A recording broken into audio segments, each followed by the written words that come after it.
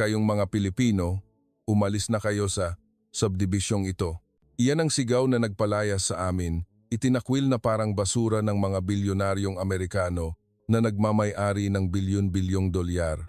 Ngunit sino ang mag-aakala na pagkatapos ng ilang buwan, ang mga taong dating puno ng kayabangan ay luluhod sa harap ng isang Pilipino, nakabaon sa putik ng isang nawasak na pamayanan at luluha habang nagmamakaawa ng tawad? Naganap ito noong 2025 sa eksklusibong komunidad ng Paseo Pacifico sa Metro Manila. Isang malagim na apoy kasabay ng hangin na may bilis na 160 kilometers mula sa super bagyong Apo ang sumunog sa halos 2,700 hektarya ng lupain. Ang impyernong apoy na ito, na kayang tunawin pati bakal, ay bumura sa sinasabing pinakaligtas na santuwaryo ng mga mayayaman, ang Paseo Pacifico, sa loob lamang ng isang gabi. Sa araw na iyon, nang lamunin ng kawalang pag-asa at maging impyerno ng sigaw at gulo, libu-libong tao ang nagtakbuhan at maraming buhay ang nawala. Tanging ang mga sumunod sa desisyon ng isang Pilipina ang himalang nakaligtas mula sa bingit ng kamatayan. Sa araw na iyon, kinamumuhian namin ang mga Pilipino. Ngunit ang nagligtas sa amin sa huli ay ang kakaibang espiritu ng Pilipinang iyon, ang nakakagulat na pahayag ng isang Amerikanang babae na hinding-hindi niya malilimutan habang buhay. Ang tunay na dahilan kung bakit lumuhod ang mga bilyonaryo at ang pag-asa na ipinakita ng isang Pilipinang ina sa gitna ng kawalang pag-asa na yumanig sa mundo ang nakagigimbal na katotohanan ay bubuksan ngayon. Ang pagmamalaki ng mga Amerikanong bilyonaryo na nagpalayas sa Pilipina, ang trahedya ng sunog sa subdivision sa loob ng isang gabi, ang nakakagulat na dahilan kung bakit lumuhod sila sa harap ng Pilipina. Ang buong komunidad ng mga mayayaman sa Metro Manila ay nagkagulo dahil sa isang Pilipina. Noong taong 2025, mabilis na nasunog ang isang coastal luxury village dahil sa malaking sunog na may sukat na 2,700 hektarya. Ang Paseo Pacifico, kung saan nakatira ang mga pamilyang mayayaman na daan-daang bilyong dolyar, ay natupok. Naging usap-usapan ang pahayag ng isang Amerikanang nakaligtas mula sa subdibisyong iyon. Tinanong siya ng maraming tao kung paano siya nakaligtas sa ganoong kalagayan. Wala namang sikreto, sagot niya. Sumunod lang ako sa kaibigan kong Pilipina. Iyan ang mga salitang iniwan niya sa isang panayam. Siya na isang residente ng nayon na dati ay namumuhi sa mga Asyano, lalo na sa mga Pilipino. Ang insidente na nagresulta sa maraming nasawi, sa kabila ng paglikas ng 3,000 katao at ang pambihirang pagkilos ng Pilipinang nagligtas sa Amerikanang babae. Ano ba talaga ang nangyari sa nayong iyon na tinawag na American Rich Area? Ilalahad ko ngayon ang nakakagulat at kamangha-manghang pangyayaring iyon. Kumusta? Ako si Catherine. Ipinanganak at lumaki ako sa Paseo Pacifico sa loob ng LA. 3 henerasyon na kaming naninirahan dito simula pa sa aking lola. Sa tuktok ng burol na ito, na nakatanaw sa karagatang Pasipiko, inilaan ng aming pamilya ang kanilang buhay. Akala namin, ito ang lugar kung saan kami mabubuhay nang walang anumang alalahanin habang buhay. Dahil sa mainit na klima at magandang tanawin, sikat itong lugar kung saan nagtitipon ang mga Hollywood star at sikat na negosyante. Napakaganda ng tanawin ng mga mid-century modern style na mansyon, dinisenyo ng mga sikat na arkitekto sa buong mundo na nakahanay sa walang katapusang karagatang Pasipiko. Maari kang maglakad at magpiknik sa malaking parke at may malapit ding upscale golf course. Higit sa lahat, ang pinakamalaking bentahe rito ay ang katahimikan. Namuhay kami ng may lubos na paggalang sa buhay ng isa't isa. Nagbabati kami ngunit hindi nakikialam. Nagpapanatili ng distansya, ngunit sumusunod sa mga patakaran. Kahit may sikat na tao na nakatira sa tabi-tabi, walang nangahas na mang-abala sa kanila. Iyon ang hindi nakasulat na patakaran at kagandahang asal ng aming nayon. Dito ko nakilala ang aking asawa, nagpakasal, at nagkaanak ng 2. Ang panganay ay 4 taong gulang at ang bunso ay 6 taong gulang. Nagtatrabaho ang aking asawa bilang executive sa isang investment firm, at ako naman ay isang full-time housewife na nag-aalaga sa mga bata. Dahil sa bahay na ipinamana ng aking mga magulang, kami ay may sapat na yaman at ang lahat ay perpekto. Sa umaga, ginigising ko ang mga bata at inihahatid sa eskwelahan at ako naman ay nagjo-jogging sa tabi ng dagat. Sa hapon, nag-attend ako ng yoga class o nakikipag-brunch sa mga kaibigan. Sa gabi, kumakain kami kasama ang pamilya at sa katapusan ng linggo, naglalaro kami ng golf o naglalayag. Ganyan ang mapayapa at komportableng buhay na mayroon kami. Ngunit nagsimulang magbago ang atmosfera nang nayon ilang taon na ang nakakaraan. Nagsimulang lumipat ang mga mayayamang pamilyang Asyano, isa-isa. Una ay isang Chinese business family. Mayroon silang isang anak na lalaki, ngunit sila ay kakaiba. Mula sa unang araw ng kanilang paglipat, naglalakad na sila sa nayon at nakikipag-usap sa mga tao. Isang araw habang naglalakad ako, lumapit sa akin ang babaeng Chinese. "Kumusta? Tawagin mo akong Jennifer. Ito ang American name ko. Narinig ko ang tungkol sa Paseo Pacifico at napakagandang lugar pala talaga. Karaniwan, ngingiti ako at makikipag-usap, ngunit nag-alinlangan ako. Bagamat madalas makipag-usap ang mga Amerikano, sa mga hindi kakilala, iba ang babaeng ito. Masyado siyang agresibo at parang ipinipilit ang pagiging malapit. Matagal na kayong nakatira rito at gusto ko ring manirahan dito ng matagal. Sana ay maging mabuti tayong magkapitbahay." Sunod-sunod siyang nagtanong, bakit sila pumili rito, sino ang mga nakatira, at ano ang atmosfera ng nayon. Saglit lang akong sumagot at umalis. Ngunit iyon ang simula. Naglakad ang babaeng Chinese sa buong nayon, nakikipag-usap at pilit na nakikipagkaibigan. Isang araw, nagbigay pa siya ng Chinese dessert sa mga kapitbahay. Dahil nakatira tayo sa iisang nayon, sana ay maging malapit tayong lahat. Lahat tayo ay kumita na ng pera, kaya walang masama kung makikipagkaibigan tayo, hindi ba? Ngunit hindi iyon ang gusto ng mga tao sa aming nayon. Kahit matagal na akong nakatira sa nayon, marami akong kapitbahay na hindi ko pa nakakausap kahit isang beses. Iyon ang aming kaugalian, ang paggalang sa isa't isa. Ngunit sinira ng babaeng Chinese na ito ang kapayapaan. Sa huli, isang presidente ng kumpanya na hindi na nakatiis ang humarap sa kanya. "Jennifer, nasa Amerika tayo at may sarili tayong kultura. Namumuhay tayo ng may paggalang sa isa't isa, kaya bakit mo gustong lampasan ang linyang iyon? Nakapagtataka kung sino ka ba talaga at bakit ka desperado sa pakikipagkaibigan." Naging masama ang atmosfera, ngunit hindi nagbago si Jennifer. Sa halip, mas naging agresibo siya sa paglapit sa mga tao. Sa totoo lang, naiinis ang lahat. Ganoon din ako. Ayaw na naming makita ang isang maputik na isda na lumalabas at nagpapalabo sa tahimik na lawa. Sa paglipas ng panahon, nagsimulang lumipat ang isa pang pamilyang Asyano. Sa pagkakataong ito, isa silang pamilyang Pilipino. 3 pamilya ang lumipat sa kabuuan at 2 pamilya ang namuhay ng tahimik. Nagpatuloy sila sa kani-kanilang buhay nang walang bati. Ngunit iba ang isang pamilya. Nakita ko ang ina ng pamilya habang naglalakad at maingat siyang lumapit sa akin. Ang pangalan niya ay Aki.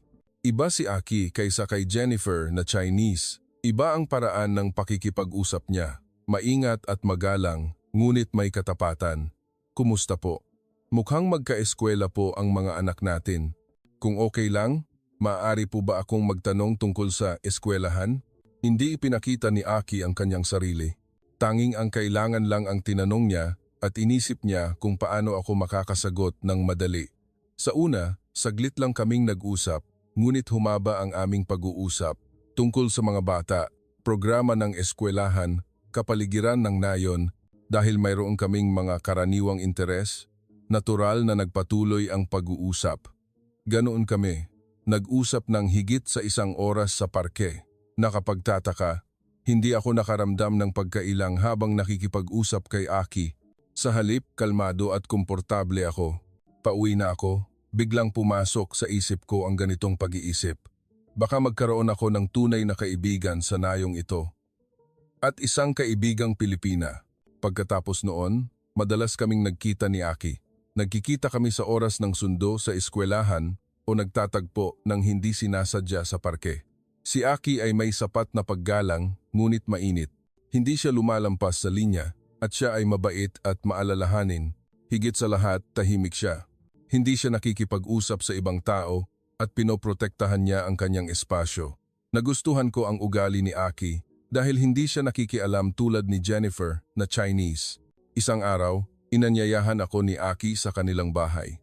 Ang suhestiyon ay hayaan ng mga bata na maglaro ng magkasama. Ang bahay ni Aki ay hindi kasing laki ng akin, ngunit komportable at malinis. Ngunit ang nakita ko roon ay isang bagong pagkabigla.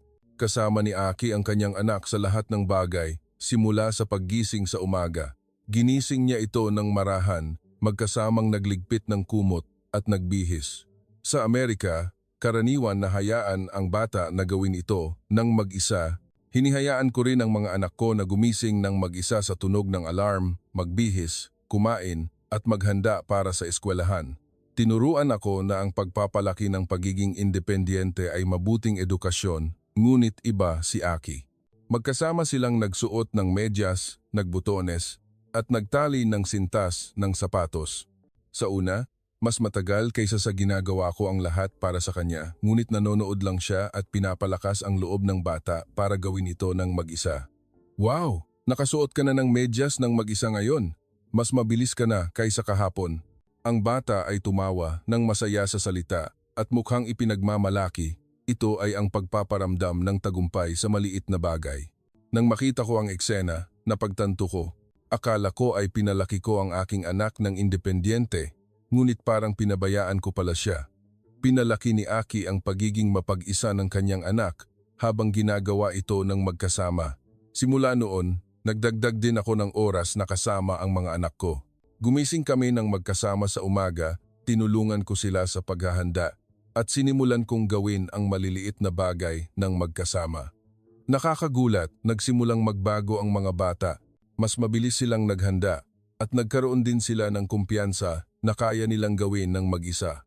Marami akong natutunan kay Aki at isang araw, nagbigay si Aki sa akin ng isang espesyal na mungkahi. Catherine, gusto mo bang magpalitan tayo ng pagbabantay sa ating mga anak?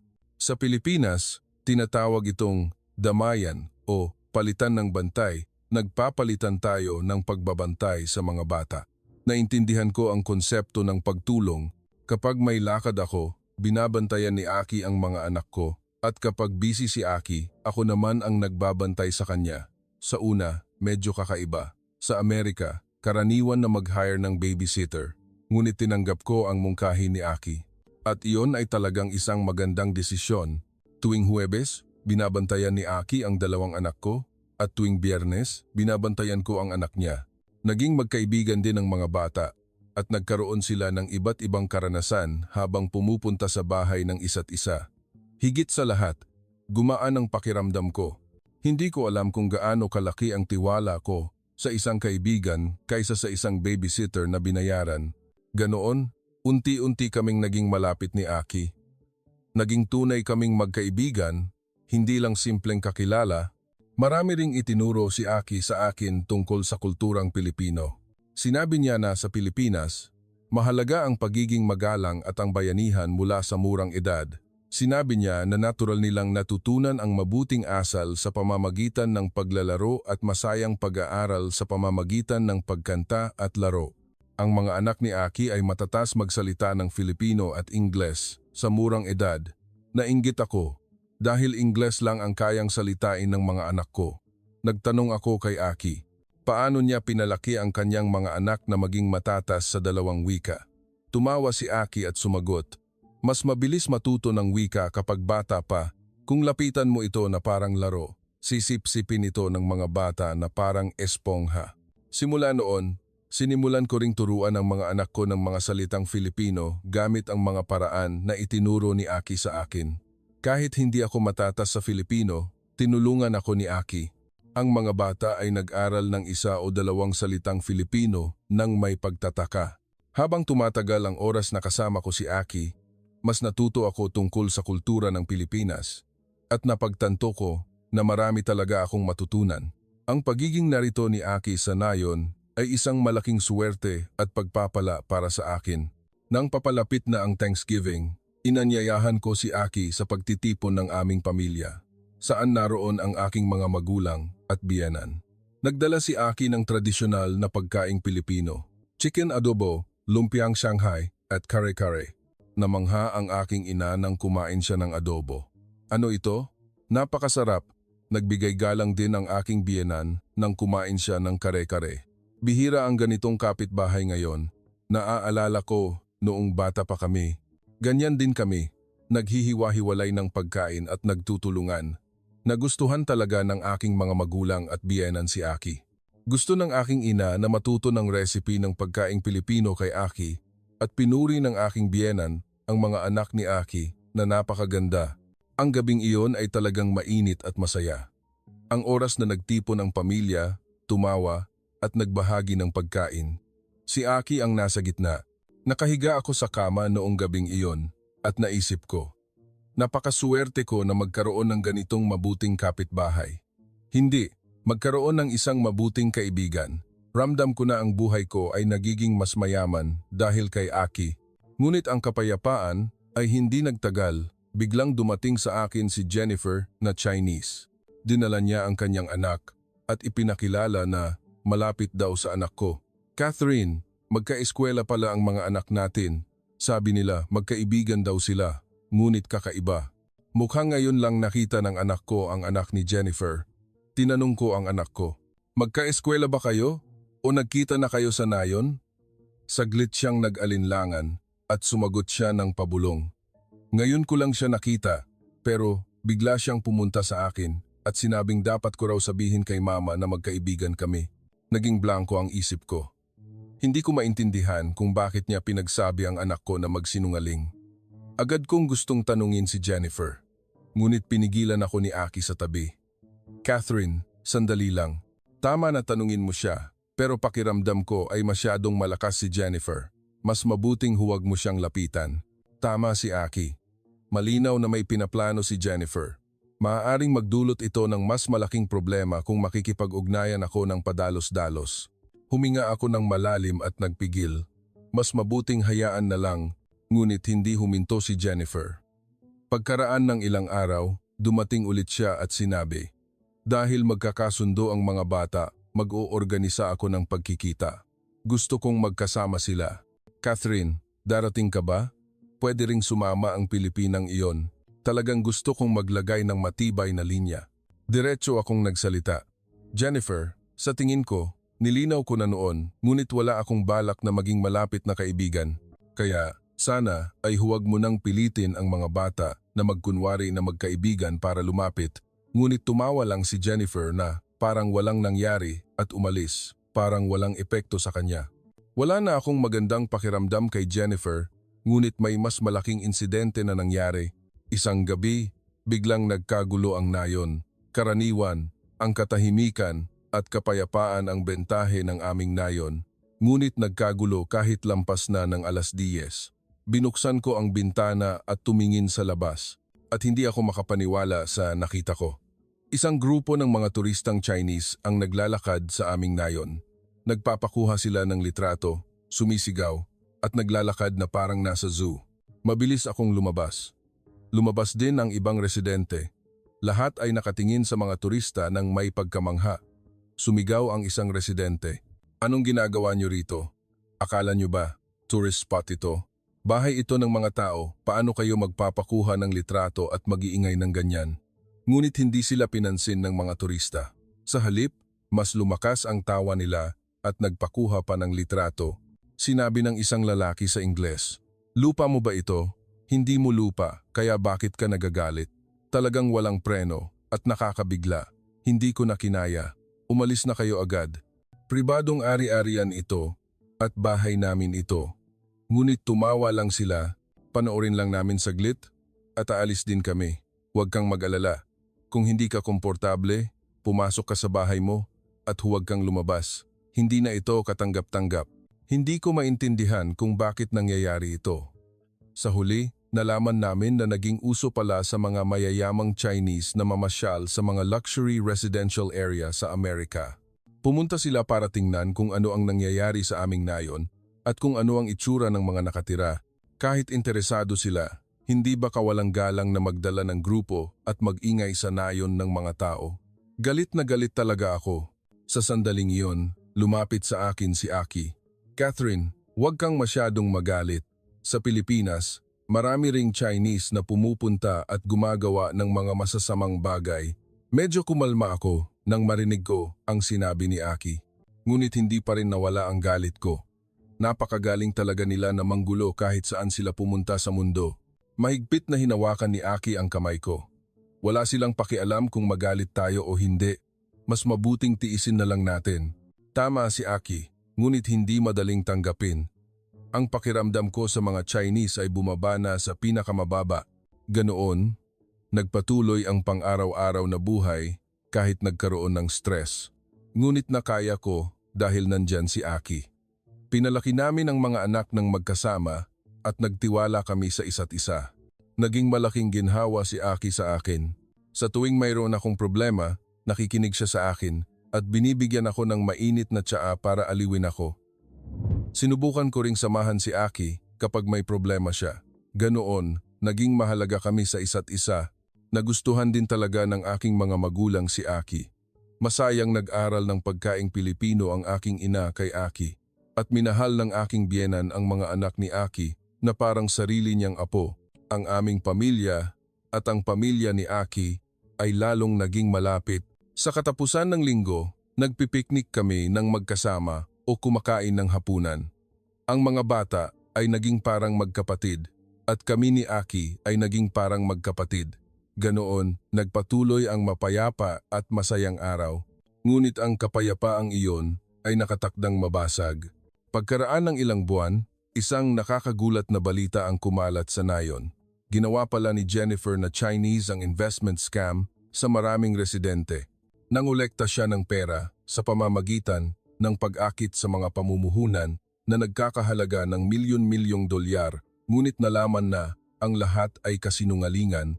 Ang asawa at anak na sinasabi niyang nakatira kasama niya ay wala rin sa katotohanan. Ang lahat ay gawa-gawa lang. Tumakas si Jennifer dala ang pera at ang mga residenteng naloko ay nagalit. Dahil ang mga tao sa aming nayon ay mayayaman, hindi sila nagpabaya. Ginawa nila ang lahat ng paraan para mahanap si Jennifer na tumakas at dinala nila siya pabalik sa nayon. Sa harap ng lahat, lumuhod si Jennifer at nagmakaawa. Patawarin niyo ako, ibabalik ko ang halaga ng pinsala sa lalong madaling panahon. Paano ko gagawin iyon kung ikukulong niyo ako? Hanggang sa huli, siya ay walang hiya. Sa huli, ipinagbigay alam ito sa pulisya at inaresto si Jennifer. Lahat ng pera na itinago niya ay nakuha at nabawi ng karamihan sa mga residente ang halaga ng pinsala. Bumuntong hininga ako. Chinese ay Chinese pa rin, lalo pang lumala ang tingin ng mga tao sa nayon sa mga Chinese. Ngunit ang sumunod na nangyari ay talagang nakakabigla. Sinimulan ng mga tao na ituro si Aki at pintasan siya. Iyan ay Asyano rin tulad ng babaeng iyon. Pareho lang yan, sigaw ng isang mayaman na matandang mag-asawa. Hindi ba dapat nasabihin natin sa kanya na umalis na sa nayon natin? Sumang-ayon ang iba. Paano tayo makakasama sa isang babaeng ganyan? Sapat na ang nangyari sa atin. Nakakatakot isipin kung ano pa ang mangyayari. Nanonood ako ng eksena at hindi ko na nakaya ang galit ko. Ano ang pinagsasabi niyo? Tiningnan ako ng mga tao. Nagpatuloy ako. May ginawa bang masama si Aki? May nasaktan ba siya? Talagang nakakahiya na bigla na lang kayong magtuturo at maninira kay Aki na wala namang ginagawang masama mula nang tumira siya rito dahil lang sa siya ay Asyano. Namilog ang mata ng matandang mag-asawa. Catherine, wala kang alam. Alam mo ba kung gaano kalaki ang pinsala na natanggap namin? Alam ko, ngunit nangyari iyon sa inyo. Bakit niyo sinisisi si Aki? Lumalakas ang boses ko.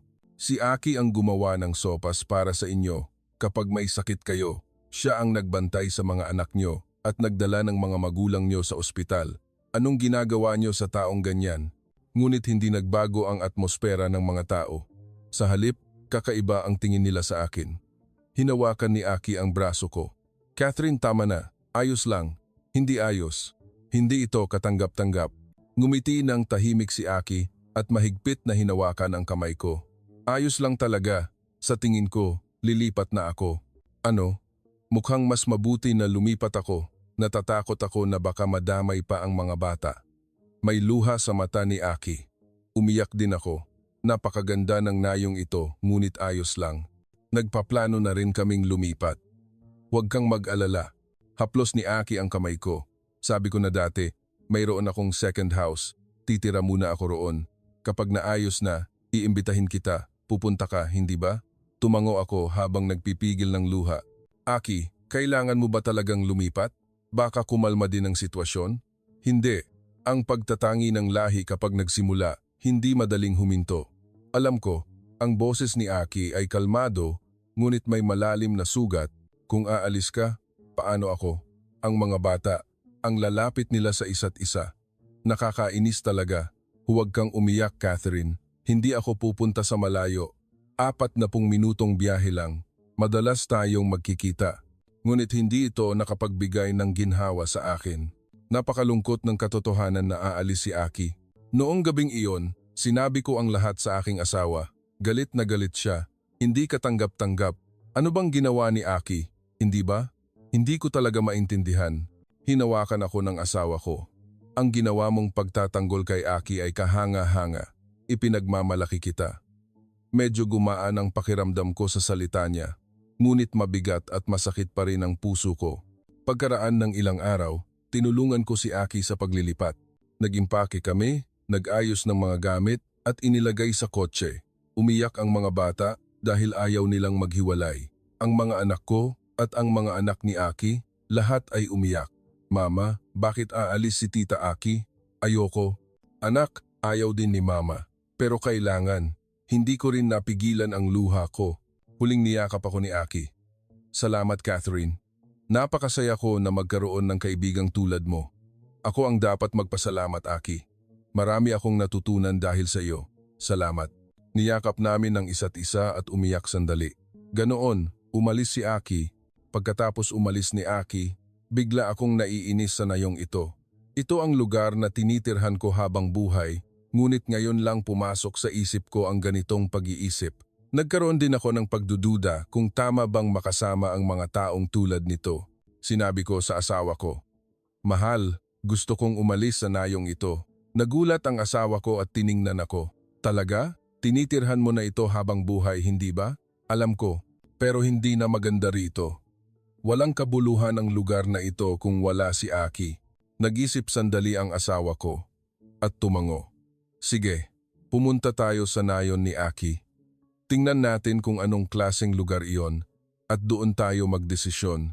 Nagpasalamat ako sa asawa ko. Masaya ako na may asawa ako na nakakaintindi sa nararamdaman ko at nag-iisip kasama ko. Pagkaraan ng ilang araw, tumawag si Aki. Catherine, tapos na akong mag-ayos ng gamit. Gusto mo bang bumisita sa bahay namin? Talaga? Oo naman. Kailan ako pupunta? Ngayong weekend. Isama mo ang buong pamilya mo. Isama mo rin ang mga magulang mo. Sige, pupunta ako. Nag-abang ako sa weekend nang may pagkasabik. Talagang curious ako kung anong klaseng lugar ang bagong nayon ni Aki. At dumating ang weekend. Ang pamilya ko, pati na ang aking mga magulang at biyenan, lahat ay sumakay sa kotse. Sa loob ng 40 minutong biyahe papunta sa bagong bahay ni Aki, puno ang puso ko ng pagkasabik at pag-asa. Nang dumating kami sa bagong nayon ni Aki, nagulat ako. Mas maganda ito kaysa sa inaasahan ko. Ang bahay ay hindi kasing laki ng aming nayon, ngunit ang atmosfera ng buong nayon ay mainit. Ang kalsada ay malinis at may nakatanim na mga puno at bulaklak. May malawak na parke kung saan ligtas na naglalaro ang mga bata. Higit sa lahat, ang mga tao ang nakakagulat. Natural na nagbabati ang mga kapitbahay na nagdadaan. Hindi pilit, hindi nakakabigat, kundi isang mainit na pagbati. Wow! Mas maganda ito kaysa sa inaakala ko. Sunod-sunod akong napasigaw. Ang ganda ng atmosfera ng nayon at maganda rin ang bahay. Hindi ko alam na may ganito palang kagandang lugar. Ngumiti ng maliwanag si Aki. Hindi ba? Nagulat din ako noong una akong dumating. Napakabait talaga ng mga tao rito. Tumingin ang biyenan ko sa paligid at nagsabi, mas maganda rito para sa mga bata maglaro at importante talaga ang kapaligiran. Tumango ang tatay ko. Baka mas mababa ang presyo ng bahay, pero mas maganda itong tirahan. Nang pumasok kami sa bahay ni Aki, naamoy ko ang mainit na pagkain. Ito ay ang pagkain na inihanda ni Aki nang may katapatan para sa amin. Ang pagkaing Pilipino at Amerikano ay inayos ng balanse. Aki, siguro nahirapan kang maghanda ng ganito? Hindi. Gusto ko itong gawin. Dahil bumisita ang pamilya ni Catherine, natural lang na maghanda ako ng salo-salo. Kumain kami ng magkasama at nag-usap tungkol sa iba't ibang bagay. Masayang naglaro ang mga bata kasama ang anak ni Aki at nag-usap ang mga matatanda tungkol sa nayon. Sinabi ng aking ina, "Aki, napakaganda rito. Mas maliit ang bahay kaysa sa aming nayon, ngunit mas kalmado," sumang-ayon ang biyanan ko. Oo, sa tingin ko, ito ang tinatawag na nayon na may amoy ng tao. Pagkatapos kumain, ipinakita ni Aki sa amin ang nayon. Masayang naglalaro ang mga bata sa parke at nag-uusap ang mga magulang habang nakaupo sa bench. May library at maliit na cafe rin. Ang lahat ay mayroon sa nayon na ito kahit simple lang. Unti-unti, nagustuhan ko ang lugar na ito. Hindi ito kasing glamorous ng aming nayon, ngunit mukhang mas madali itong tirahan dahil nakikita ko ang kasiguruhan at kaligayahan sa mukha ng mga tao. Noong gabing iyon, nagdesisyon kaming matulog sa bahay ni Aki. Nagpahinga kami ng komportable dahil sa mga kama at kwarto na inihanda ni Aki. Nag-usap kami ng asawa ko bago matulog. "Mahal, hindi ba napakaganda rito?" Tumawa ang asawa ko at sumagot, "Oo, nagustuhan ko rin. Ang mga bata ay masaya rin at ako, mula nang umalis si Aki, talagang gusto kong umalis sa nayong iyon. Sa tingin ko, lilipat na tayo rito." Nag-isip sandali ang asawa ko at nagsabi, "Catherine, paano kung kumuha tayo ng second house? Ang yaman natin ay sapat naman, hindi ba?" Second house? Oo, baka mas komportable doon dahil masyado na tayong matagal na nakatira roon. Kailangan din nating tingnan kung aangkop ang mga bata, kaya kumuha tayo ng second house muna. Ang mungkahi ng asawa ko ay naramdaman na matalino. Magandang ideya, gawin natin iyon. Kinabukasan, sinabi namin kay Aki ang aming plano. "Aki, nagpaplano kami na kumuha ng second house sa nayong ito." Namilog ang mata ni Aki. "Talaga? Wow, Catherine, gagawin mo ba talaga iyon?" "Oo, nagustuhan ko talaga rito. At higit sa lahat, magiging malapit na tayo ni Aki, hindi ba?" Mahigpit akong niyakap ni Aki. "Maraming salamat, Catherine. Napakasaya ko rin." Agad kaming naghanap ng real estate noong araw na iyon. May lumabas na magandang bahay. 10 minutong lakad lang mula sa bahay ni Aki. Kinontrata namin ang bahay na iyon. Sumang-ayon din ang mga magulang. Sinabi ng biyanan ko, "Paglipat sa matanda na ako?" Sa una, ayaw ko, pero nagbago ang isip ko nang pumunta ako rito. Gusto kong gugulin ang natitirang buhay ko rito. Sumang-ayon din ang aking ina. Oo, pakiramdam ko, ngayon ko lang talaga nakita ang lugar kung saan ako makakapagpahinga. Ganoon, nagkaroon kami ng bagong bahay. At nagsimula kaming maglipat ng gamit ng paunti-unti. Sa una, sa weekend lang kami nananatili sa bagong bahay. Ngunit habang tumatagal, humahaba ang oras na ginugugol namin sa bagong bahay dahil mas nagustuhan ng mga bata ang bagong nayon. "Mama, mas maganda rito, maraming kaibigan at malawak ang parke." Narinig ko ang sinabi ng mga bata at nakumpirma ko, ito ang tamang lugar para sa amin. Lumipas ang ilang buwan at halos sa bagong bahay na kami nananatili. Ang dating bahay namin ay paminsan-minsan lang naming binibisita. Isang araw, isang nakakagulat na bagay ang nangyari. May tumawag sa amin na gustong bilhin ang aming dating bahay at nag-aalok sila ng presyo na mas mataas kaysa sa karaniwan. Sinabi ko sa asawa ko, "Mahal, baka tadhana ito." Tumawa rin ang asawa ko at sumagot, "Oo, nagpaplano na tayong ibenta at binibigyan pa tayo ng mas maraming pera. Kailangan nating tanggapin ito ng walang pagdududa." Nagdesisyon kaming tanggapin ang alok. Sinimulan naming ayusin ang bahay. Kahit na nag-isip ako ng malalim dahil ito ang bahay na tinitirhan namin habang buhay, wala akong pinagsisihan. Sa halip, mas malaki ang pag-asa ko para sa bagong simula. Nagdesisyon din ang mga magulang na lumipat kasama namin. Sinabi ng biyenan ko, "Sasama rin kami. Mas maganda doon kaysa rito." Masaya rin ang aking ina, oo. Nandyan si Aki at maganda ang atmosfera ng nayon. Gusto kong manatili doon kasama ang aking mga apo. Ganoon, noong katapusan ng 2024, lubos kaming lumipat sa bagong nayon. Ang dating bahay ay maayos na inayos at ang bagong bahay ay naging perpektong tahanan para sa aming pamilya. Napakasaya ng pang-araw-araw na buhay na kasama si Aki. Tuwing umaga, magkasama naming inihahatid ang mga bata sa eskwelahan at sa hapon, nag-uusap kami habang umiinom ng tsaa sa parke. Nagpapalitan kami ng pagkain ng hapunan. Ang mga magulang ay mabilis ding umangkop sa bagong nayon. Sumali ang biyanan ko sa book club ng nayon at ang tatay ko naman ay sumali sa golf club. Lahat ay masaya. Napakaganda ng desisyon kong lumipat. Iyan ang naisip ko. Pumalo ang 2024 at papalapit na ang Enero 2025. Pagdating ng bagong taon, nagplano ako ng isang espesyal na biyahe. Nagdesisyon akong mag-travel ng 2 gabi at 3 araw kasama ang lahat ng magulang. Ang aking mga magulang, biyenan, at ang aming pamilya, lahat magkasama. Nag-alok din ako kay Aki. Aki, magta-travel ang pamilya namin. Gusto mong sumama? Ngunit magalang na tumanggi si Aki. Salamat, Catherine. Pero mas maganda na magkasama ang pamilya. Ikuwento mo na lang sa akin ang lahat pagbalik mo. Nag-alala ako na baka nalulungkot si Aki. Ngunit tumawa siya ng taos-puso at niyakap ako. Ayos lang talaga. Mag-enjoy kayo. Ganoon, umalis kami para sa family trip noong Enero 5. Puno ang kotse ng gamit at lahat ay masaya at excited. Ang destinasyon ay isang resort sa tabing dagat. Mainit na panahon, magandang tanawin at oras na kasama ang pamilya. Ang lahat ay perpekto. Sa unang araw, naglakad kami sa tabing dagat, kumain ng masarap na hapunan at nagkaroon ng masayang oras. Naglaro ang mga bata ng sandcastle at nagbilad sa araw ang mga matatanda habang nakahiga sa beach bed.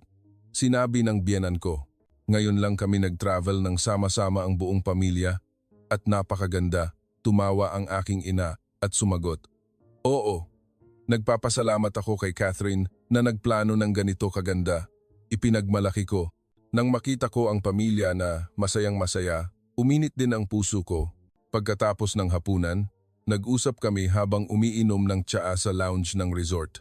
Hinawakan ng asawa ko ang kamay ko at nagsabi, Mahal, napakaganda ng biyaheng ito. Salamat. Ako ang dapat magpasalamat. Salamat at kasama kita. Noong gabing iyon, nahiga ako sa kama at naisip ko, ang lahat ay perpekto talaga. Kasama ko ang pamilya ko, may mabuti akong kaibigan na si Aki at masaya akong nakatira sa bagong nayon. Ano pa ang hihilingin ko? Nakatulog ako ng may pasasalamat. Kinabukasan, maaga kaming gumising at nanood ng pagsikat ng araw. Sa harap ng maliwanag na araw, lahat ay nagdasal para sa bagong taon. Nagdasal ako para sa kalusugan at kaligayahan ng pamilya. At ninais ko na tumagal ang pagkakaibigan namin ni Aki. Pagkatapos ng almusal, naglaro kami sa pool kasama ang mga bata. Ang tawa ng mga bata ay umalingaw-ngaw sa buong resort. Tinawag ako ng biyenan ko, Catherine, lumapit ka rito.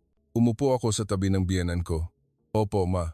Hinawakan ng biyenan ko ang kamay ko at nagsabi, Catherine, napakalaking swerte na nakilala mo si Aki. Pakiramdam ko, mas naging masaya ang pamilya namin dahil sa kaibigan mong iyon. Pareho po tayo, ma. Kung wala siya, hindi tayo mag-iisip na lumipat sa ganito kagandang nayon. Talagang nakaka-blessing.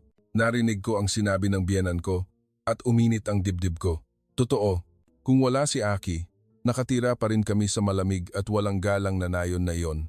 Pagkatapos ng tanghalian, naglibot kami sa mga kalapit na tourist spot. Namasyal kami sa magandang hardin at museo at bumili rin ng mga souvenir. Masayang tumalon ng mga bata at dahan-dahang naglakad ang mga matatanda habang tinitingnan ang tanawin. Pagbalik namin sa resort sa gabi, pagod ang lahat, ngunit masaya. Nag-order kami ng isang espesyal na course meal para sa hapunan at kumain kami ng magkasama ang pamilya. Sa hapag na may kandila, binalikan namin ang taon at pinag-usapan ang plano para sa bagong taon, sinabi ng tatay ko. Sana maging malusog at masaya ang buong pamilya ngayong taon. Tumango ang lahat at sumang-ayon. Ninais ko rin ng taimtim. Sana magpatuloy ang kaligayahang ito. Pagkatapos kumain at bumalik sa kwarto, niyakap ako ng asawa ko. Mahal, mahal kita. Napakasaya ko na nandyan ka. Mahal din kita. Ang pamilya natin ang pinakamahalaga. Noong gabing iyon, nakatulog ako ng mahimbing. Nanaginip ako ng masaya. Panaginip na magkasamang tumatawa ang pamilya at si Aki. Kinabukasan, ang huling araw ng biyahe. Dahil hapon ang check-out time, nag-brunch kami ng may sapat na oras sa umaga. At sa huli, naglakad kami sa tabing dagat. Ang oras na kasama ang pamilya sa ilalim ng mainit na araw ay talagang mapayapa. Gusto kong tandaan ang sandaling ito habang buhay. Bandang 11:00 ng umaga, bumalik kami sa kwarto at nagsimulang mag-ayos ng gamit. Ayaw umuwi ng mga bata, ngunit nang sabihin ko na makikita nila si Aki pag-uwi, medyo sumigla sila. Mama, may binili akong regalo kay Tita Aki. Oo, syempre. Bumili ako ng magandang kuwintas. Wow, matutuwa si Tita Aki. Ganoon din ang naisip ko. Nang naisip ko ang mukha ni Aki na matutuwa sa regalo, napangiti ako. Nag-check out kami at inilagay ang mga gamit sa kotse. Lahat ay may pagkalungkot, ngunit may masayang ekspresyon. Napakaganda talaga ng biyahe, sabi ng biyanan ko. Kailangan nating bumalik dito ulit. Tumawa kami at umalis sa resort. Pauwi na kami at puno ang kotse ng kuwento tungkol sa biyahe. Nag-usap ang mga bata tungkol sa pinakamasayang sandali at nagplano ang mga matatanda para sa susunod na biyahe. Tumingin ako sa labas ng bintana at naisip ko, sana magpatuloy ang kaligayahang ito. Sana maging malusog at masaya ang pamilya namin palagi. At sana maging walang hanggan ang pagkakaibigan namin ni Aki. Tahimik na tumakbo ang kotse pauwi. Noong hapon na yon, ligtas kaming nakarating sa bahay. Mukhang pagod ang mga bata kaya nakatulog sila at mukhang pagod din ang mga matatanda. Nagdesisyon kaming magbaba ng gamit at magpahinga. Nagpaalam kami sa mga magulang at pumasok kami sa bahay. Pagpasok namin sa bahay, naramdaman ko ang kapayapaan. Ang bahay talaga ang pinakamaganda. Iyan ang naisip ko. Umupo ako sa sofa at huminga ng malalim. Napakaganda talaga ng biyahe at ngayon, bumalik tayo sa pang-araw-araw na buhay. Sa mapayapang pang-araw-araw na buhay na kasama si Aki, ngunit hindi ko alam na magbabago ang lahat noong gabing iyon, na magaganap ang hindi maisip na bagay sa nayon na iniwan namin at nababaguhin nito ang aming buhay ng lubusan. Noong umaga ng Enero 7, 2025, naghahanda ako ng almusal tulad ng dati. Tulog pa ang mga bata at ang asawa ko ay nagbabasa ng pahayagan habang umiinom ng kape. Isang mapayapang pang-araw-araw na buhay. Ngunit biglang namutla ang mukha ng asawa ko. Mahal, tingnan mo ito. Ibinigay ng asawa ko sa akin ang cellphone niya. May balitang lumabas sa screen. Naganap ang malaking sunog sa Metro Manila. Emergency evacuation order sa buong Paseo Pacifico. Halos mahulog ko ang cellphone. Nanginginig ang kamay ko. Ito, ano ito? Namutla rin ang mukha ng asawa ko at tiningnan ang screen. Agad kong binuksan ang TV. Lahat ng channel ay nagbabalita ng parehong balita. Lumabas sa screen ang video na kuha mula sa helicopter. Ang malaking apoy ay kumakalat sa burol. Tinakpan ng itim na usok ang langit at nilamon ng pulang apoy ang mga bahay. Iyon ang nayon na tinitirhan ko habang buhay. Ang bahay na tinitirhan ng aking lola. Ang bahay kung saan ako lumaki. Ang lugar na puno ng aking mga alaala. Narinig ko ang boses ng anchor. Sa kasalukuyan, mabilis na kumakalat ang sunog dahil sa malakas na hangin na may bilis na 160 km/h. Halos 2,700 hektarya ng lupain ang nasusunog at mahigit 3,000 residente ang kasalukuyang nag-i-evacuate. Bigla akong napaupo. Nang hina ang mga binti ko, ang mga magulang namin. Sa sandaling iyon, tumunog ang telepono. Si Aki.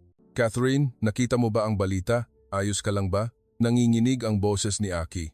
Aki, anong gagawin namin? Ang lugar na tinitirhan namin habang buhay. Salamat. Lahat tayo ay narito, hindi ba?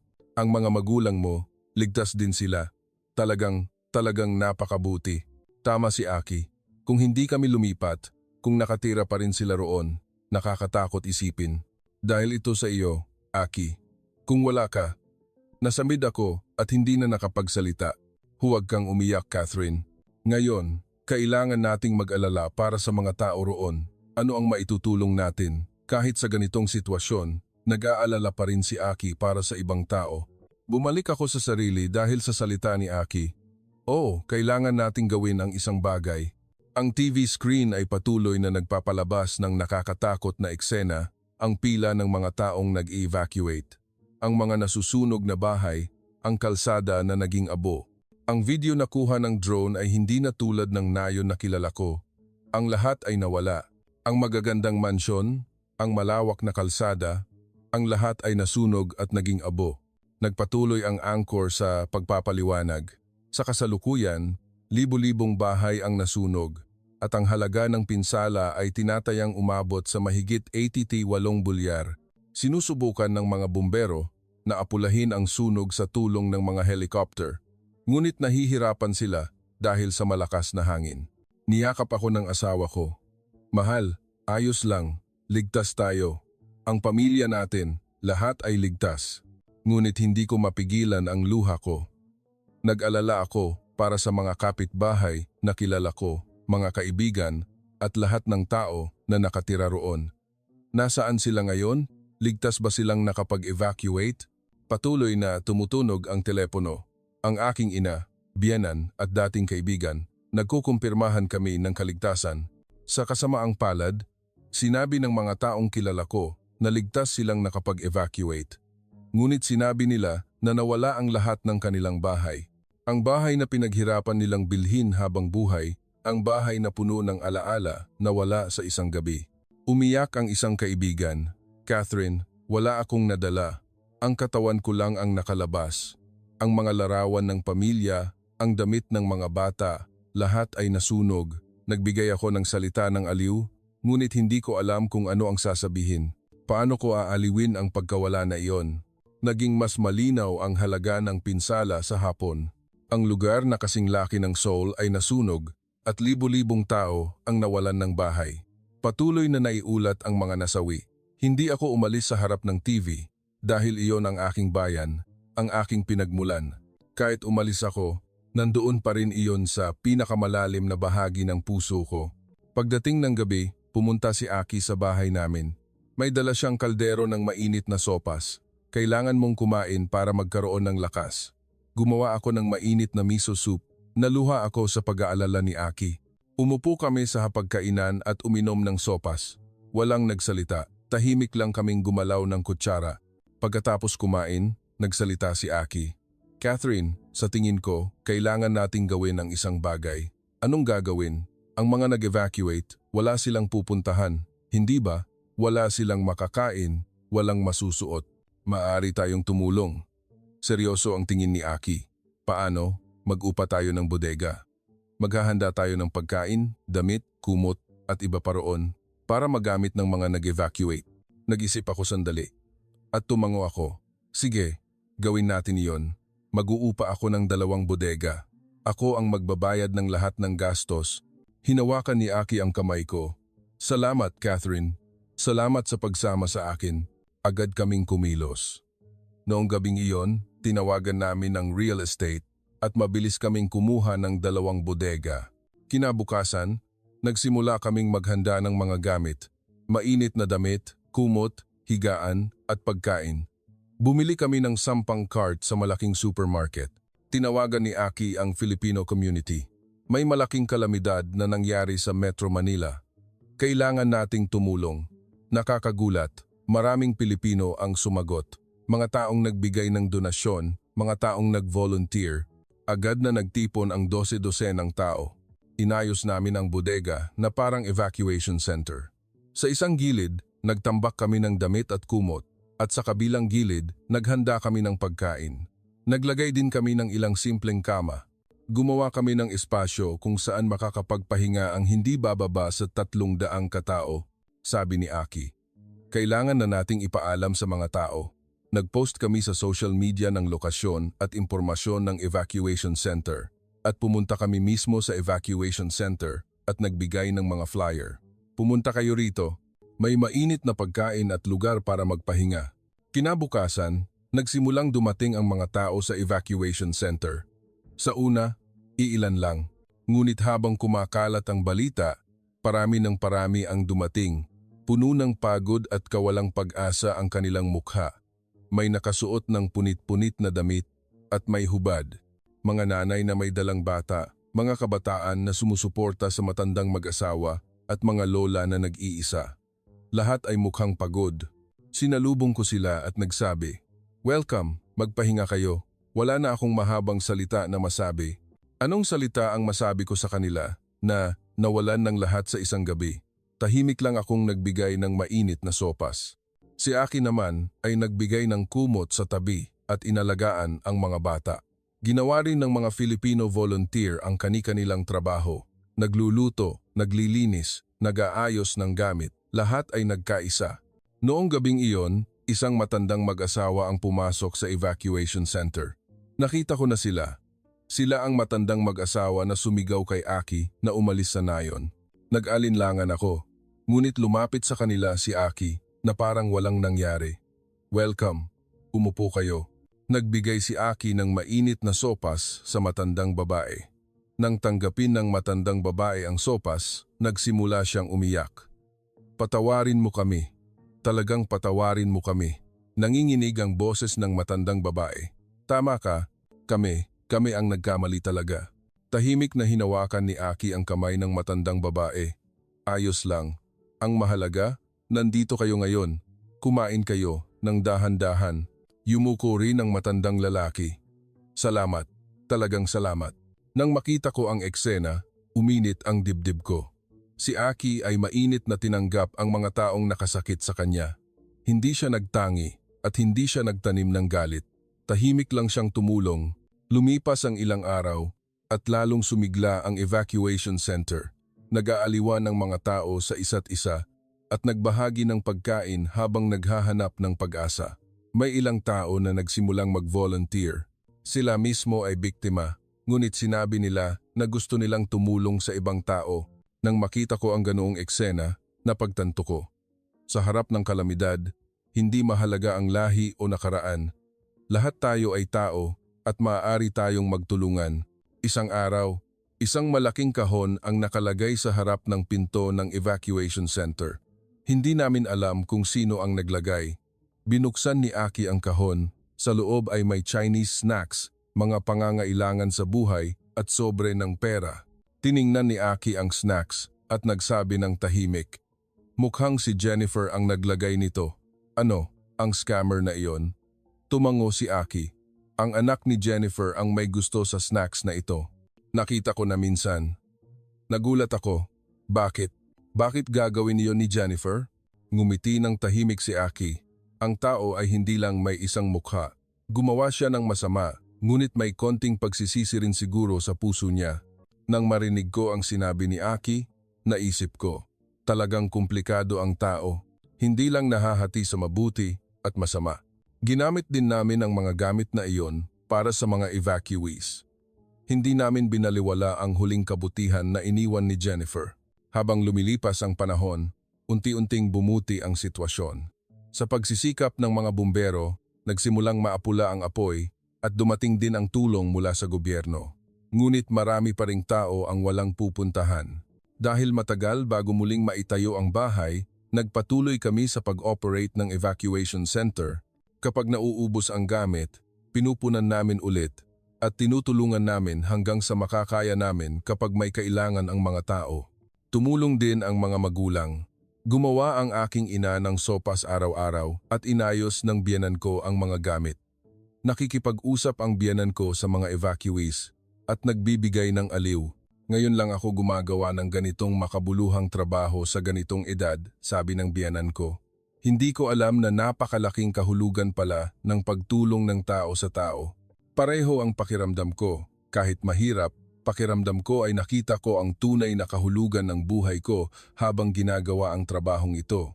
Patuloy na nagtrabaho si Aki ng tahimik. Mula umaga hanggang gabi, hindi siya nagpahinga at inalagaan ang mga tao. Ginagamot ang sugat ng mga bata, inaalagaan ang mga matatanda at nakikinig sa kwento ng mga nahihirapan. Namangha ako kay Aki. Saan kaya nanggagaling ang lakas na iyon? Isang gabi, pagkatapos magtrabaho, tinanong ko si Aki, "Aki, bakit ka tumutulong lang ng tahimik nang walang galit?" Hindi ka ba napapagod? Nag-isip sandali si Aki at sumagot, sa Pilipinas, hindi mo raw makakalimutan habang buhay ang taong humawak sa kamay mo kapag nahihirapan ka. Mainit ang tingin ni Aki. Mayroon din akong mahirap na oras. Marami akong tulong na natanggap noong pumunta ako sa Amerika mula sa Pilipinas. Mga kapitbahay, kaibigan, kahit mga hindi kilalang tao, tinulungan nila ako. Mahigpit na hinawakan ni Aki ang kamay ko. Ibinabalik ko lang iyon ngayon sa aking kapwa. Catherine, ikaw din. Hinawakan mo ang kamay ko, hindi ba? Kung hindi mo ako tinanggol noon, nasaktan ako at umalis na sana. Naluha ako. Ikaw ang naunang humawak sa kamay ko. Ngayon, ako naman ang hahawak sa kamay ng ibang tao. Iyan ang damayan ng mga Pilipino. Mahigpit kong niyakap si Aki. Ang pakikipagkaibigan sa kanya ang pinakamalaking swerte sa buhay ko. Tinuruan ako ni Aki kung ano ang tunay na kapitbahay at kung ano ang tunay na kaibigan. At tinuruan niya ako kung paano maging mas mabuting tao. Noong matatapos na ang Enero 2025, lubos nang naapula ang sunog, oras na para muling itayo. Maraming tao ang nagsimulang muling itayo ang kanilang buhay. Hindi ito madali, ngunit hindi nawalan ng pag-asa ang lahat. Ang aming evacuation center ay ginawa naming community center, isang espasyo para tulungan ang mga taong nangangailangan. Natutunan ko habang ginagawa ang trabahong ito, kung ano ang pinakamahalaga na hindi nabibili ng pera. Iyon ay ang pagkakaisa ng tao sa tao. Ang pag-iyak ng magkasama, ang pagtawa ng magkasama, ang pagbangon ng magkasama. Napagtanto ko na iyon ang tunay na buhay. Pagdating ng Pebrero 2025, nagsimulang lumakas ang pagtatayo ulit. May mga taong nagsimulang magtayo ulit ng kanilang bahay sa tulong ng gobyerno at insurance, ngunit marami pa ring tao ang nahihirapan. Lalo na ang mga matatanda at pamilyang mababa ang kita, nahihirapan silang maghanda ng pera para sa pagtatayo ulit. Patuloy namin silang tinulungan, hindi lang tulong material, kundi pati tulong psikolohikal. Nagbigay ng mungkahi si Aki.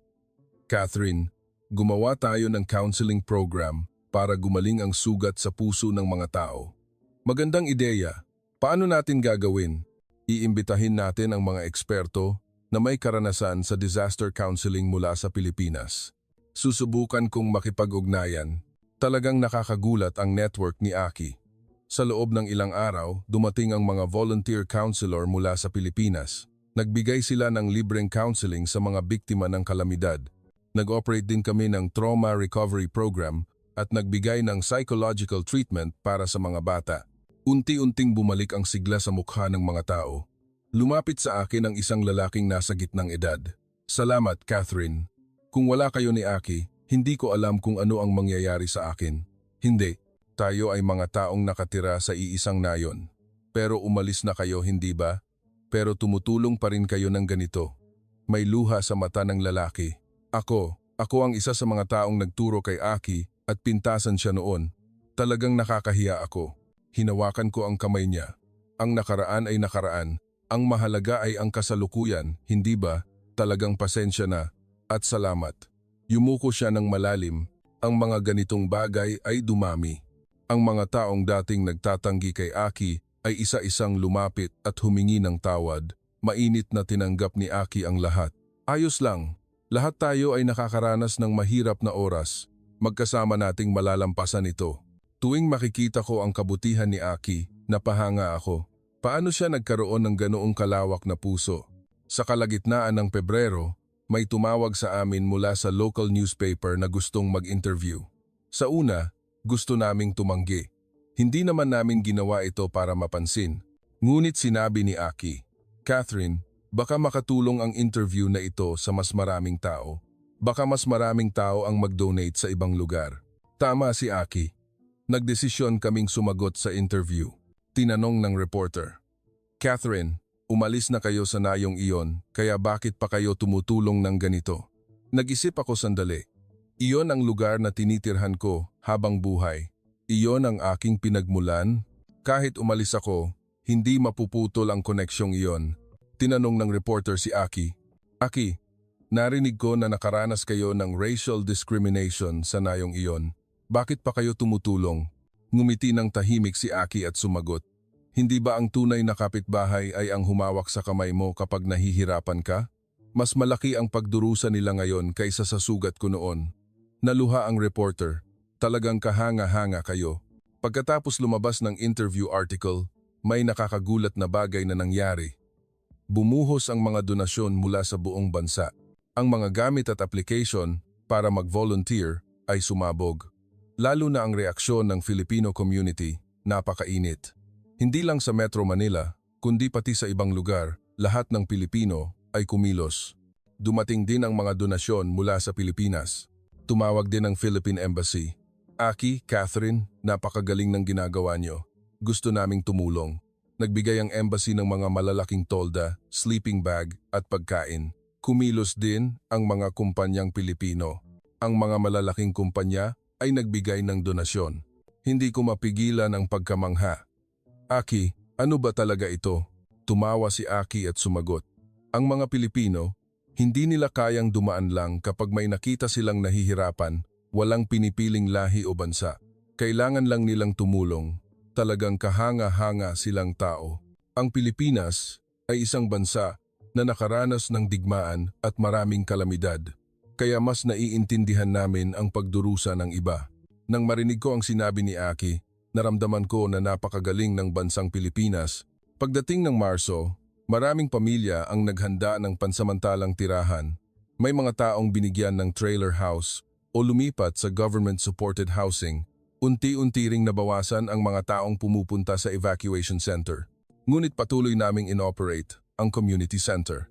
Bilang isang espasyo kung saan nagtitipon ang mga tao, nagbibigay ng inspirasyon sa isa't isa, nagbabahagi ng impormasyon at nagpaplano ng kinabukasan ng magkasama.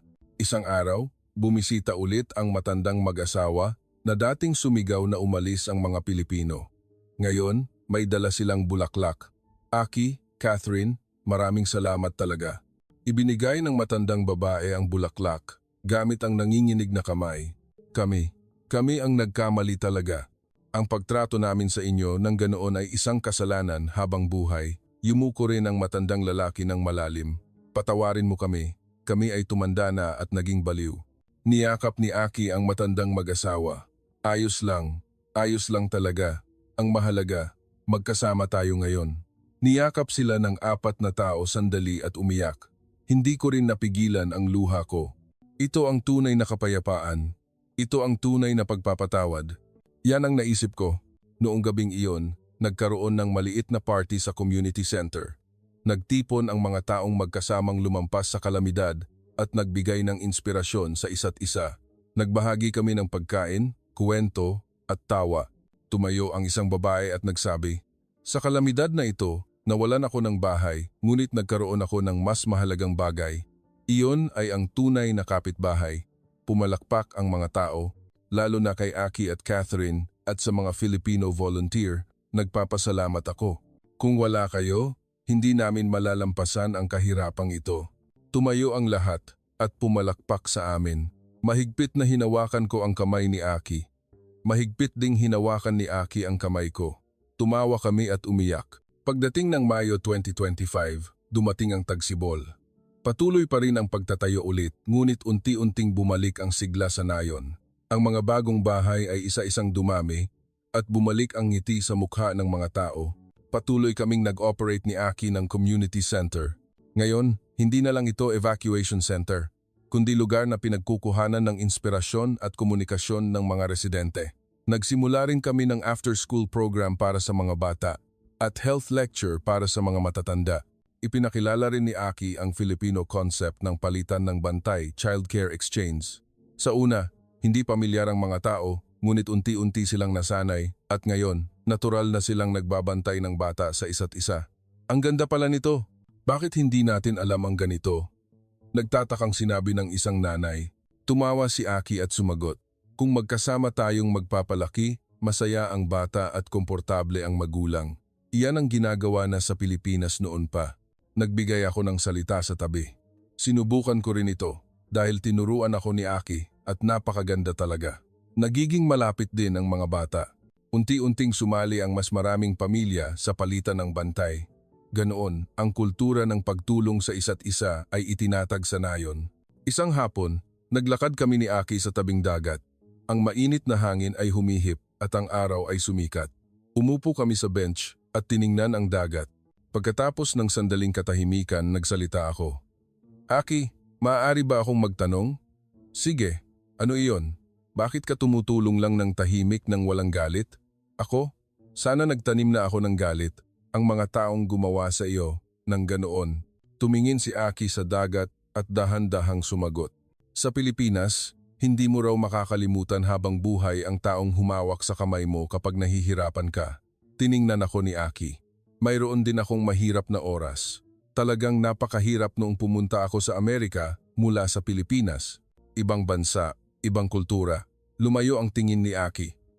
Sa oras na iyon, ang mga Pilipino at ang mga mabubuting tao na nakilala ko rito, tinulungan nila ako. Tinuruan nila ako ng wika. Tinulungan akong maghanap ng trabaho at tinulungan akong magpalaki ng bata. Hinawakan ni Aki ang kamay ko.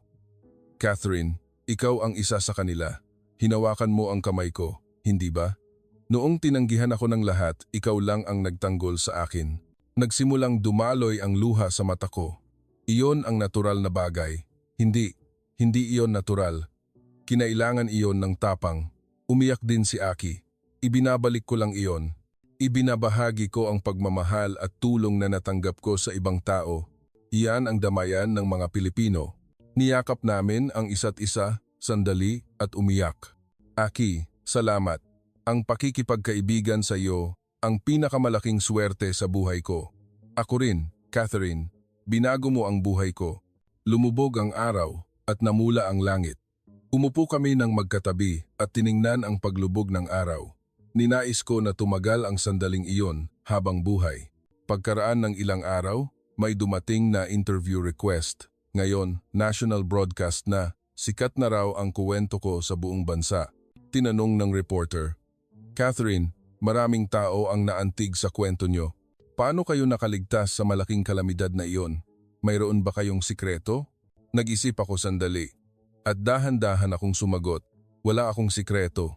Nagtaka ang reporter. Tiningnan ko si Aki at nagpatuloy. Sumunod lang ako sa kaibigan kong Pilipina. Mahigpit na hinawakan ni Aki ang kamay ko. Nang sinabi ni Aki na lilipat siya sa bagong nayon, sumama ako, iyon lang iyon. Wala akong espesyal na pakiramdam at hindi ko hinulaan ang kinabukasan. Huminga ako ng malalim. Gusto ko lang na makasama ang mabuting kaibigan. Ang pagpiling iyon ang nagligtas sa aming pamilya at nagligtas sa aming mga magulang. Umiyak ang reporter at nagtanong, kung mayroon kayong napagtanto habang nararanasan ito? Sumagot ako ng may kumpiyansa. Habang tumatanda ka, napagtanto mo, ang talagang kailangan ay hindi pera, kundi ang taong hahawak sa kamay mo sa tabi mo. Ang kamera ay tumutok sa amin ni Aki. Tiningnan namin ang isa't isa at ngumiti. Malaking bahay, maraming yaman, syempre, maganda iyon. Pero sa harap ng kalamidad, wala itong kabuluhan. Ang talagang mahalaga ay ang taong kasama mo. Humarap ako sa mga manonood at nagsabi, anong klaseng kapitbahay mayroon kayo? Mayroon ba kayong kaibigan na hahawak sa kamay nyo kapag nahihirapan kayo? Kung wala, gumawa na kayo simula ngayon. Iyon ang tunay na kaligtasan sa buhay. Pagkatapos umere ang broadcast, nagkaroon ng malaking reaksyon. Ang mga taong naantig sa kwento namin ay nagsimulang humawak sa kamay ng kanilang kapitbahay. Nagkaroon ng mga komunidad na sumusubok ng palitan ng bantay at kumalat ang kultura ng pagtulong ng tao sa tao. Talagang ipinagmalaki ko. Ang kwento namin ay nagiging pag-asa rin para sa ibang tao. Pagdating ng Hunyo, halos tapos na ang pagtatayo ulit. Ang mga bagong bahay ay isa-isang dumami at bumalik ang mga tao. Siyempre, hindi na ito tulad ng dati, ngunit sa isang banda, mas naging maganda dahil mas nag-aalala at mas nagtutulungan ang mga tao. Malaki ang sugat na iniwan ng kalamidad, ngunit marami rin kaming natutunan. Ang huling pasasalamat na party ay ginanap sa community center. Nagtipon ang lahat ng taong magkasamang lumampas sa kalamidad, mga Filipino volunteer, evacuees, at ang aming pamilya at pamilya ni Aki. Tumayo ang isang matanda at nagsabi, sa insidenteng ito, nawalan ako ng lahat bahay, yaman, alaala. Pero nagkaroon ako ng mas mahalagang bagay. Tiningnan ng matanda ang paligid. Kayo, mga kaibigan, nagkaroon ako ng tunay na kapitbahay, tunay na pamilya. Lalo na sa mga dumating mula sa Pilipinas, maraming salamat talaga. Pumalakpak ang lahat. Tumayo si Aki at nagsabi, "Wala kaming ginawang espesyal. Ginawa lang namin ang natural na bagay bilang tao." Nanginginig ang boses ni Aki. Ang mga Pilipino ay nagpapahalaga sa connection at pagkakaisa, ang pagtawa ng magkasama, ang pag-iyak ng magkasama, ang pagbangon ng magkasama. Iyan ang aming paraan, tumango ang mga tao. Natutunan na rin ninyo ang koneksyong iyon. Ang pag-aalaga sa isa't isa, ang pagtatanggol sa isa't isa, iyan ang tunay na komunidad. Tiningnan ako ni Aki, at ang taong nagpamaging posible nito ay narito. Ang pinakamahalaga kong kaibigan, si Catherine. Nagsimula akong umiyak, tumayo ang mga tao at pumalakpak sa amin.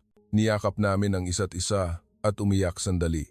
Noong gabing iyon, umuwi ako at umupo sa balkonahe.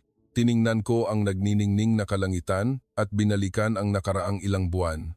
Talagang maraming nangyari. Masaya, malungkot at mahirap. Ngunit wala akong pinagsisihan. Sa halip, nagpasalamat ako. Dahil sa lahat ng ito, lumaki ako at napagtanto ko kung ano ang talagang mahalaga. Umupo ang asawa ko sa tabi ko. "Mahal, anong iniisip mo?" Nagpapasalamat ako. Ang pagkikita ko kay Aki, ang pagpapakasal ko sa iyo, ang kalusugan ng mga bata, lahat ay pasasalamat. Niyakap ako ng asawa ko. Ipinagmamalaki rin kita. Napakaganda mong tao. Niyakap namin ang isa't isa sandali. Patuloy na nagtatanong ang mga tao. Paano kayo nakaligtas sa sitwasyong iyon? Mayroon ba kayong sikreto? Lagi akong sumasagot ng pareho. Wala akong sikreto. Sumunod lang ako sa kaibigan kong Pilipina. Nang sinabi ni Aki na lilipat siya, sumama ako. Nang nagmungkahi si Aki ng second house, bumili ako. Nang inanyayahan ni Aki ang mga magulang, sinama ko. Ang maliliit na pagpiling iyon ay nagtipon at nagligtas sa aming pamilya. Ngunit ang talagang mahalaga ay hindi iyon. Ang talagang mahalaga ay ang tiwala ko kay Aki. Iba ang bansa, lahi at kultura, ngunit nagtiwala ako kay Aki. Iyon ang nagligtas sa amin. Ngayon, tinuturuan ko ang mga anak ko ng kultura ng Pilipinas, ang palitan ng bantay, ang bayanihan spirit, at ang magagandang halaga na taglay ng mga Pilipino. Gusto kong ipasa ang mga ito. Nagbago rin ang mga magulang. Sabi ng biyenan ko, "Sa edad na ito, nakilala ko ang tunay na kapitbahay.